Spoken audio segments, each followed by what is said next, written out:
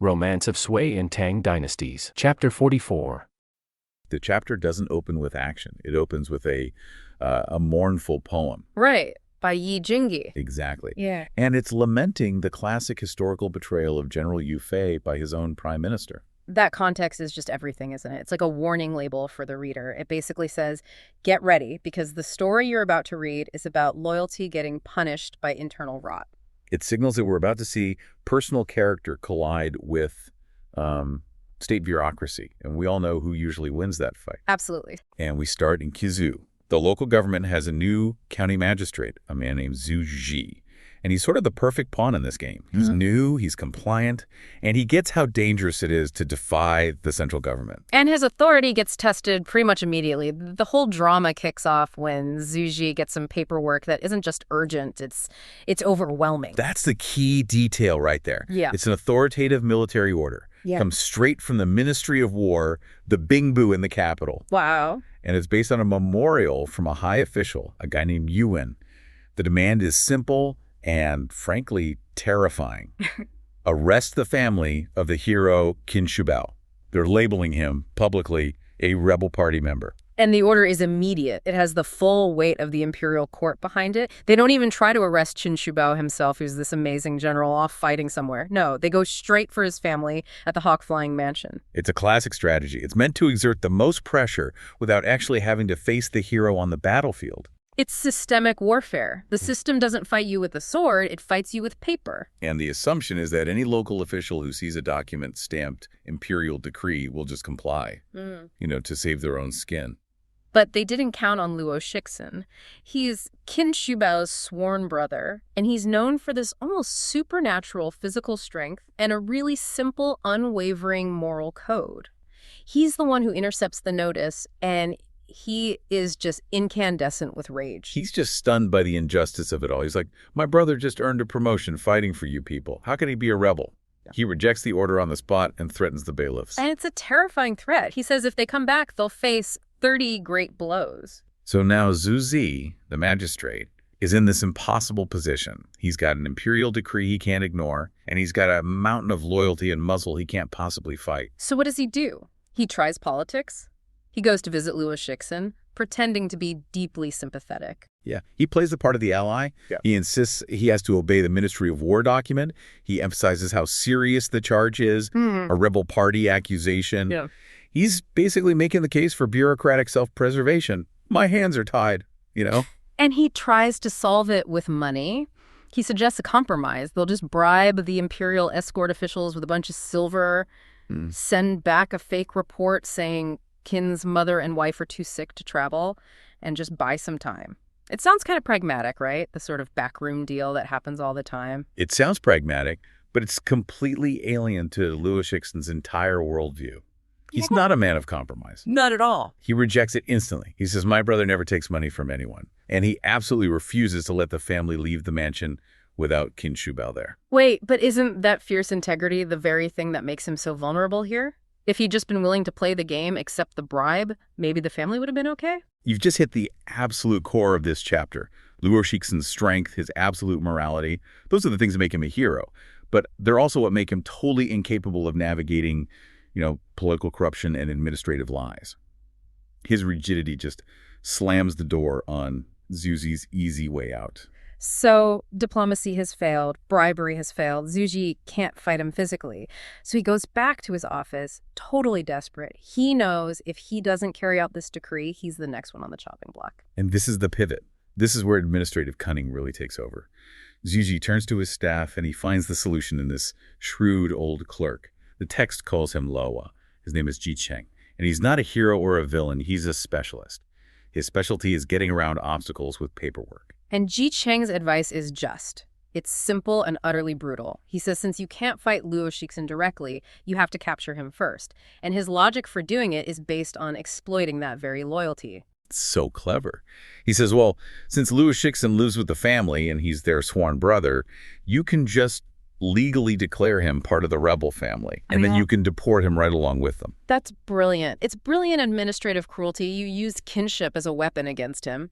And Ji Cheng says this will guarantee no future trouble. Well, Zhu Zi is still worried. He's scared of trying to capture a man he calls fierce as a tiger or leopard.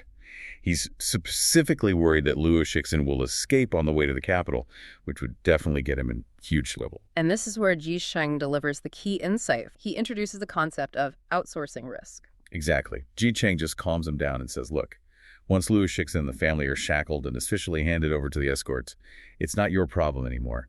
Any escape, any fight after that, that's the escort officer's problem, not yours. So the solution is just to complete the paperwork and pass the physical danger on to the next guy in line.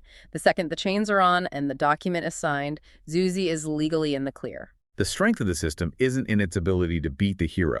It's in its ability to legally distance itself from the consequences. Zuzi agrees immediately. He sends Shixin to go lure Luo Shixin in, and Shixin uses flattery. He appeals directly to Luo Shixin's sense of duty. Yes, he says the magistrate needs his special expertise to review the revised return document, to make sure the magistrate is not disloyal and scheming for others. Yeah. He's basically weaponizing Luo Shixin's own good nature against him. And Luo Shixin takes the bait. He thinks Zuzi is trying to help, maybe even risking his own neck to stall the order.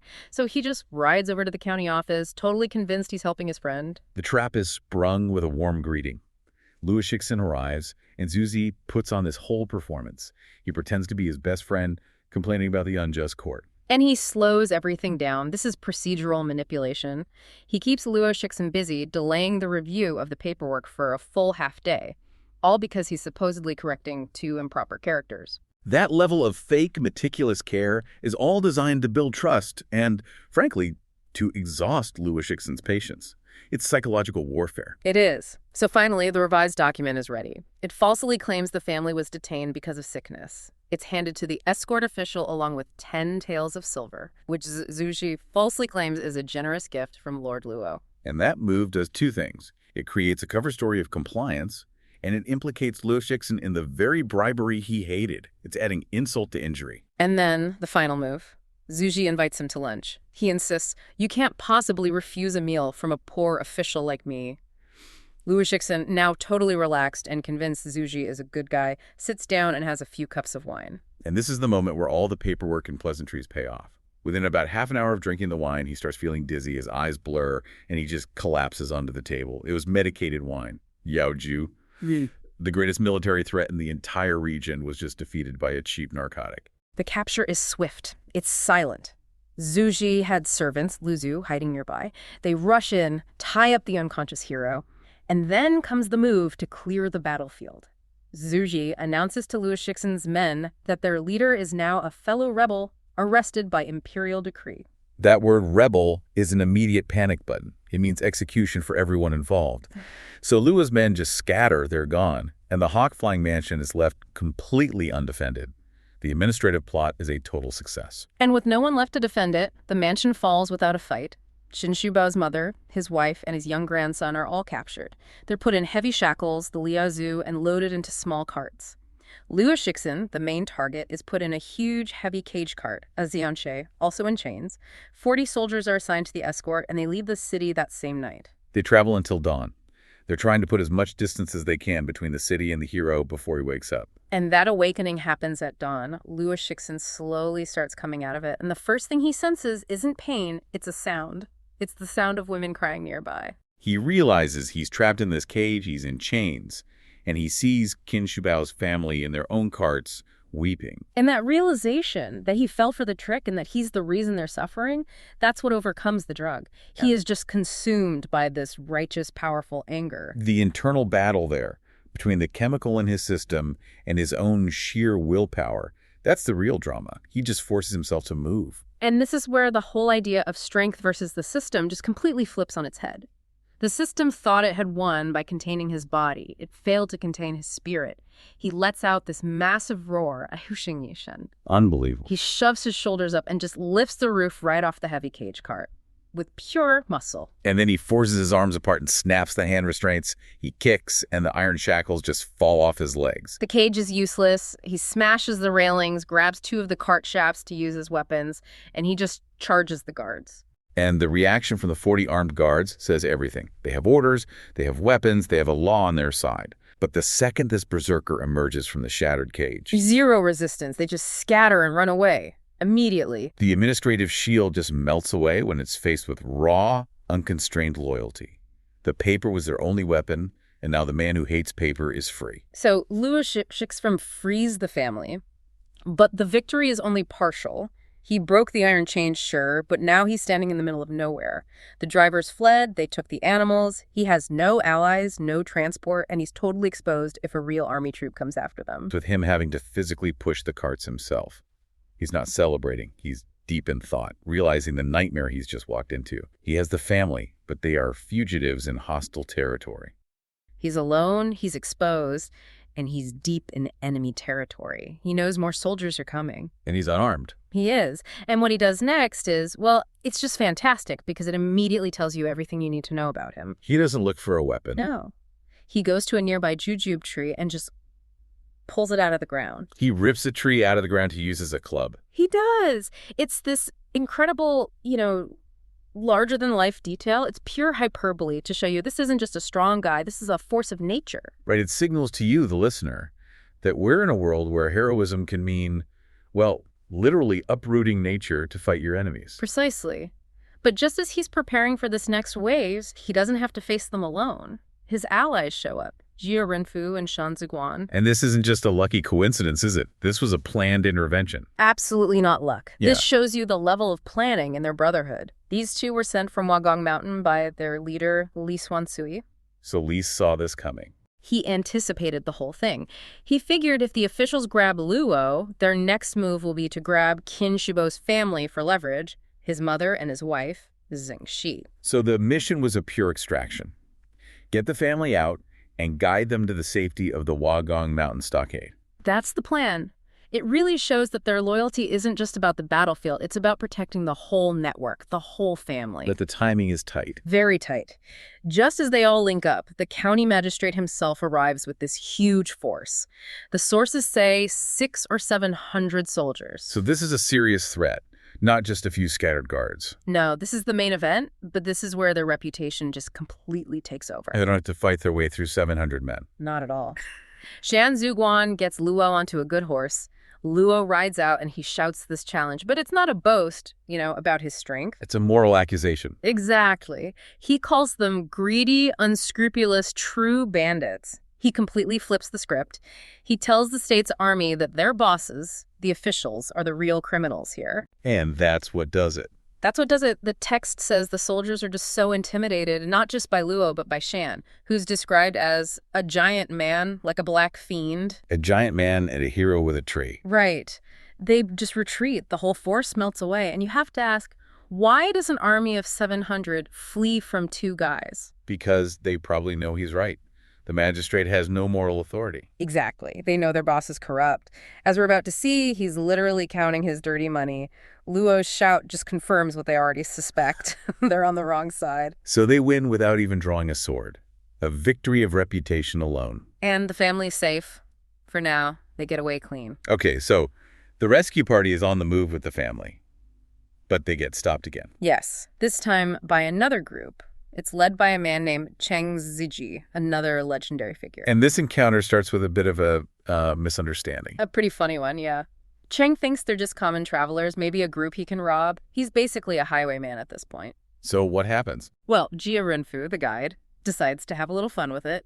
He kind of puffs out his chest and claims that he's Qin Shubao. He claims to be the famous general himself. That's a bold move. It's a gamble, but it works. It forces Cheng to show his hand.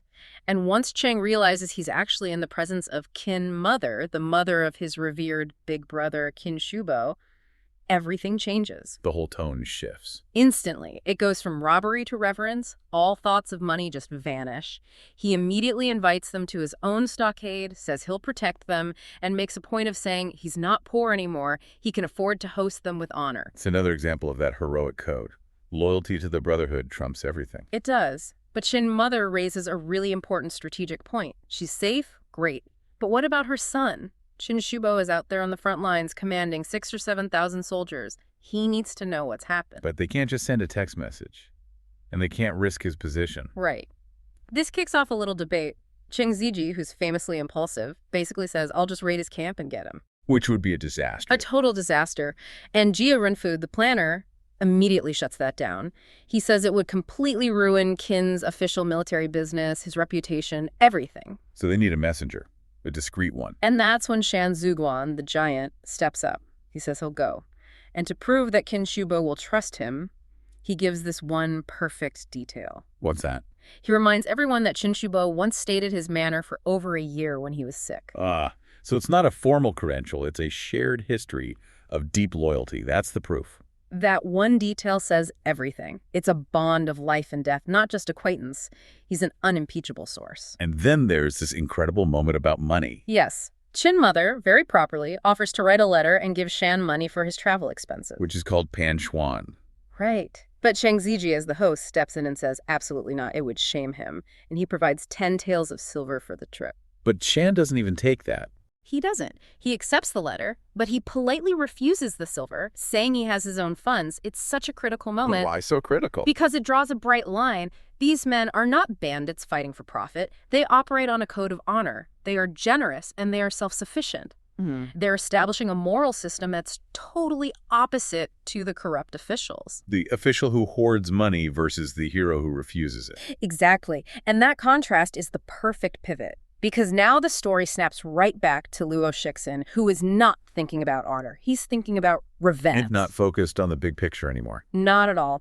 After the celebration, he is just consumed with rage. He calls the magistrate a filthy dog and the clerk a clerk slave. He sees what they did as a profound personal insult that has to be answered. This is where his code gets a lot more ruthless. Oh, yeah.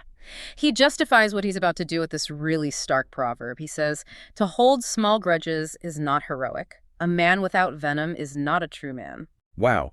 So for him, real masculinity, being a true man, requires this willingness to be venomous, to strike back with overwhelming force. That's his worldview. So he decides state justice is irrelevant. He disguises himself, gets a good horse, and rides straight back to Kizu City. He gets there before dawn. He's on a mission. What's his plan? He waits at a very specific place, the local earth god temple. Which is hugely symbolic, the temple to the god who protects the local area. And he's about to use that sacred space as the stage for his own violent form of justice. For first target, the clerk, Ji Shubin, the planner. Right. He spots the clerk walking alone near the temple, and the trick he uses is just brilliant. He puts on a Jiangxi dialect and calls out, pretending to be some other official the clerk was supposed to meet. The clerk falls for it. Walks right into the trap. Luo drags him into the temple, questions him to get the last few details he needs, and then just beheads him. Right there. And the details in the text are meant to be shocking. Deliberately so. Yeah. He wraps the head in the clerk's own clothes and hides it under the altar. Under the earth god's altar. A message. A very clear message. The state's justice is dead, so he's delivering divine justice himself. Okay, one down. Next is the magistrate himself, Zhu Xunsheng. And conveniently, the magistrate's private home is right next door to the temple. So Luo uses a nearby willow tree to climb the wall and get inside. And what he finds there is the ultimate justification for everything he's doing. It's perfect, narratively speaking. The magistrate isn't sleeping, he's awake by candlelight, and he is counting, sealing, and organizing huge stacks of silver ingots. He's counting his bribes. He's preparing to send his ill-gotten gains home. So in his final moments, he is the living embodiment of the true bandit that Luo called him. It's not just an accusation anymore. It's a fact. And that's Luo's cue. He smashes the window, grabs the magistrate by the hair, tells him who he is, and then the same thing. Swift, absolute execution. But he doesn't just leave. No, the revenge has to be total. First, he takes all the silver, every last ingot. Then he wraps the magistrate's head in a quilt. And then he leaves his signature. He does. He writes a 4-line poem on the wall. It says, "Previously trapped, tonight I kill. Vengeance repays the hatred, satisfying my heart." It's a final statement. Complete closure. He's taken the life, he's taken the money, and he's left a note explaining exactly why. It's the full reversal of his humiliation. He is carrying quite the souvenir bag, isn't he? He is. We find him at the land god's temple, and he's retrieving the head of the official clerk, that's the second of his 2 victims, from under the shrine cabinet. So he bundles that head up with the other one he was already carrying. He's literally carrying 2 grim trophies as he gets ready to flee the city. And the clock is absolutely ticking. Right. He has to get out before the 5th watch. That's just before dawn when the city gates would open. But they're locked. So he doesn't wait. He finds a wall, climbs it, and just jumps down. A quick, very dangerous exit. It's a move of pure desperation. You can feel it. But here's where we get the first, crack of his character coming through. Yes. Once he's on the outside, he meticulously hides those two bundled heads before he goes to the inn to get his horse. He's prioritizing logistics, making sure his horse is safe and ready. And while he's there, he does something truly baffling for a man on the run from a double murder. He generously tips the stable boy a decent piece of silver, a huge tip for that era, just for taking good care of his animal. I mean, it's amazing. Wait a minute. He just committed a bloody murder, but his next moral hurdle is about tipping. Does the text suggest that this code of honor, supersedes the law, or is this just convenient hypocrisy? That's the central paradox of the outlaw code, isn't it? The sources suggest his violence was justified, it was retribution, so in his mind, he corrected an injustice. Okay. But his actions after the violence are what defined his inherent character. His courtesy to the stable boy, an innocent civilian, shows he still has his essential human decency, even while he's fleeing the consequences of a political act. That's a clever way to frame it. But the real ethical reckoning, that comes later, about 40 or 50 miles outside the city when he finally stops, hungry, and takes stock of his loot. Exactly. He's looking at the silver he took from his victims. And he realizes this isn't just generic money. The sources actually call it stolen dog silver. Stolen dog silver. The illicit proceeds of extortion. And crucially, Louis Shixin frames the money with this powerful classical phrase, min zi min gal. Which translates to people's fat and people's paste, right? That's the phrase. And its meaning is so loaded, it's a direct classical critique of systemic corruption. It implies that the wealth of the officials is literally, rendered from the suffering and starvation of the common people. Yes. And by labeling his loot this way, Louis Shixin instantly defines the money as ethically poisoned. He can't use it. Wow. So his taking of the silver isn't a simple robbery in his eyes. It's a recovery operation. It is. He asks himself rhetorically why he would take this ill-gotten gain back to his mountain hideout. He realizes this money cannot be spent selfishly without staining his own honor. And this is the critical moment of his moral arc. This realization dictates his next move, and it transforms him from a fugitive into a kind of social reformer. He decides the only ethical way to handle people's fat is to return it to the people. Precisely. So having established his personal honor by rejecting this illicit wealth, the narrative immediately moves us to the scene of his charitable act. He arrives at this desolate village, and the description of poverty here is just stark, isn't it? It paints a devastating picture of state failure. The village is almost empty because all the able-bodied men have been taken away for forced labor. Leaving the fields abandoned. Right. And this forced labor, or Li, was a key driver of unrest during the late Sui dynasty. So it grounds the entire novel in the political reality of the time. And the people left behind, mostly women and elders, are described so tragically they're pitiful. Naked and poorly clothed, starving. The text uses a poignant poetic metaphor describing them as having dove-shaped swan face. Which indicates extreme emaciation. It's just brutal. It sets the stage for instant moral legitimacy for his next act. Louis Shixin asks an old man how many families are left. And the answer is 11. And that detail, it ensures the distribution is systematic. It's fair. He pulls out the snowflower patterned silver, the extorted money, and divides the contents of his satchel into 11 perfectly equal piles. He tells the villagers to use it to simply pass the days until their men can return. This isn't just charity, is it? It's a direct wealth transfer. It is. It symbolically restores the systemic imbalance created by the corrupt officials he just killed. And the reaction, it just solidifies his reputation. The villagers are overwhelmed. They immediately start bowing down in thanks. And in return, despite their own desperate hunger, they even say they lack grain, they insist on preparing him this humble collective feast. It's the perfect counterpoint to the silver, isn't it? He's offered simple, hearty food, steamed bread, cooked chicken, garlic paste, warm liquor. And the sources specifically emphasize that all 11 families contributed something to this meal. He feels heartily refreshed. And like you said earlier, this refreshment is profoundly moral. He's balanced the violence of his mourning with an act of genuine, selfless virtue. He's purified the stolen silver in the process. He leaves quickly, having reinforced his identity not as a bandit, but as an honorable agent of justice. So having cleaned his conscience of ill-gotten gains, you'd think Luo Shixin would just ride off into the sunset. But the narrative immediately throws in this chaotic, almost comical element. The simple reality of galloping for miles. Exactly. What did he realize he had left behind? He looks back and realizes the knot had loosened on his saddle and those two severed heads. No. The entire reason for his flight. They've fallen off somewhere on the highway. Of all the things to lose, it's a jarring moment of, practical forgetfulness right after this moment of high moral philosophy. And while he's trying to track back for his grim trophies, he spots a troop of strong men.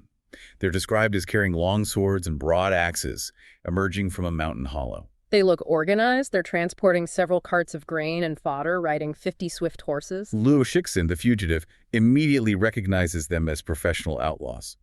He respectfully moves his horse aside. He doesn't want trouble. But he is recognized first.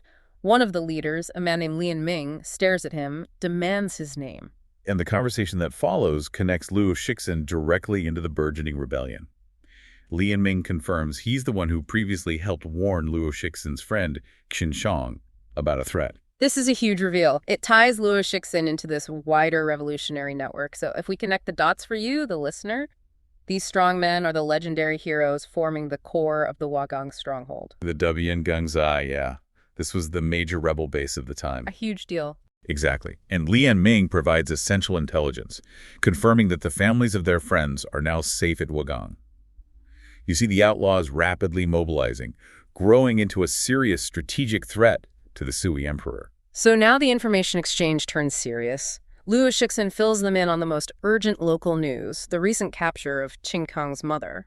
And we learn that this Wagan troop, which includes legendary figures like Shan Jianzhen, Bing Yuansen, and their leader Zai Rang, Right. they're on a highly strategic mission assigned by their chief tactician, Zhu Maogong, to acquire grain and fodder from Luzhu Prefecture. This isn't just banditry, it's military logistics. And Luo Shixin quickly confirms that Qin's mother is now safe with his other friend's family, Cheng Ziji's family. But his account of the morning, the double murder, and giving away the silver, it deeply impresses the troop's leader. Zai Rang is extremely enthusiastic. He calls Luo Shixin a true quick man. That combination of courage and ethics, killing the corrupt, feeding the starving, it elevates Luo Shixin immediately in their hierarchy. He's seen as embodying the very principles the rebellion should stand for. Absolutely. So this naturally leads to the grand invitation. They immediately invite him to join them at Wagang, meet the top strategists, and coordinate a formal plan to rescue their mutual friend, Xinxiang. This is the moment Luo Shixin gets offered the strategic opportunity of a lifetime. And he declines. And this raises an important point we need to emphasize. He is turning down the chance to join the most powerful revolutionary movement of the time. So why? Why does he refuse this monumental strategic alliance? It comes down to intensely personal loyalty. He tells the leaders he has to return to his local stronghold immediately. Why? Because he fears Qin's mother will worry if he doesn't personally report back that he is safe and that the situation is being handled. He prioritizes the emotional well-being of a single elderly woman over joining the entire revolution. It's the ultimate demonstration of the outlaw code. Personal duty and loyalty always override grand strategy. And Shen Xingxin accepts this instantly. He respects his choice. And he asks Luo Shixin to pass on greetings and confirmation that he will attend to the immediate supply matters at Wagang first. And then come visit their local stronghold to pay his respects. It is a surprisingly orderly and polite rebellion founded on mutual respect and these specific codes of honor. So they part ways. Luo Shixin heads back, and the Wagang heroes continue their mission. But the very last moment of the chapter provides the most profound moral twist of all. They haven't gone more than a mile when a scout reports finding a package on the roadside. Containing the two bloody severed heads. Luo Shixin's lost trophies. And Zai Rang, the commander, he initially suggests the practical, if slightly gruesome, thing. Yes, send the package back to Luo Shixin. They belong to him after all. But Shen Shixin stops him. And this is the moral intervention that really defines the Wagang heroes. Shan Qing'ansen argues that the deceased men, the officials, were merely following orders and defending the law. They met a terrible end, yes. But now, to use their remains as trophies, or to simply disrespect them by trampling on them would be too cruel. So the legendary outlaw who operates outside the law suddenly defends the honor and dignity of the minor officials who died for that law. Yes. It's an incredible act of respect across enemy lines. It fundamentally distinguishes them from the cruelty of the court they're opposing. It does. Instead of sending the grim trophies back, Shan Johnson orders his men to take a wooden bucket, one usually meant for animal feed, and use it to hold the heads. Then they dig a large pit. And they bury the heads and cover them with earth. This pause, this decision to interrupt a critical supply mission to honor the dignity of their victims, is just remarkable. It shows their refusal to be defined by gratuitous barbarity. It really solidifies the moral lesson. They may be rebels and outlaws, but their actions are governed by a code that values human respect, even for the bodies of those who died opposing them.